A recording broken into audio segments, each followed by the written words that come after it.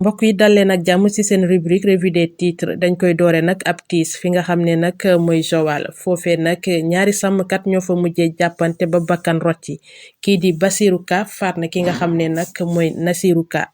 jamono yi nag kii di Basirou Ka mu ngi ci loxoy yoon. ginnaaw tiis ak njàkkare gu dal ci askan bu Joal yéenekaay yu bari dañoo xëy tey waxtaane li nga xam ne nag mooy président de la république Macky Sall def na ko niki démb dalal kii di Bassirou Diomaye Faye ca palais de la république nga xam ne nag dañ ko fal ci dimanche bi ñu génn ngir mu jiite lii di Sénégal ñu bari ci journaux yi jàpp nekk li ni mel nekk na ab guléet ci histoire politique di Sénégal. dalal googee président Macky Sall dalal ki nga xam ne nag mooy président Bassirou Diomaye Faye tax na ba yenn ci taskatu xibaar yi jàpp ne que naam sax kii di président Bassirou Diomaye Faye jëlagul ay lenge yi waaye nag mu ngi xamle ni que waa Sénégal fal nañu ñi nga xam ne nag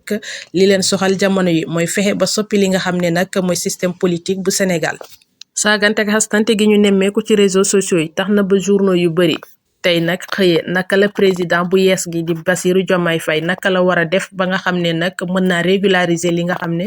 mooy réseaux sociaux yi ñu nemmeeku ci nga xam ne nag sénégalais yu bari dañ ko jël def ko arme de guerre. ba tey bu ñu sukkandikoo ci journal bi di l'enquête ab bataille de succession moo am fi nga xam ne nag mooy APR Alliance pour la République ba tax na jamono yi nag suñu sukkandikoo ci kaddu ki nga xam ne nag mooy Mamadou Sy Albert di analyste politique jàpp na nekk ginnaaw bi nga xam ne Amadou Ba ñàkk na li nga xam ne mooy élection présidentielle bi amul légitimité ngir jiite li nga xam ne nag mooy APR ba tax nañu génnee jamono yi nag ñaari nit ak kàngam ñi nga xam ne nag ñoo nekk ci Benno Bokk Yaakaar ki ci mel ni Abdoulaye Daouda Diallo wala sax Mansour Faye war nañu jiite li nga xam ne nag mooy Alliance pour la République. ba tey suñu sukkandikoo ci journal bi di quotidien ginnaaw bi nga xam ne kii di Bassirou Diomaye Faye ak Macky Sall gisee nañu ni ki démb ca palais de la république ba amal foofu levée des couleurs soo moytandiwul fête 4 avril du am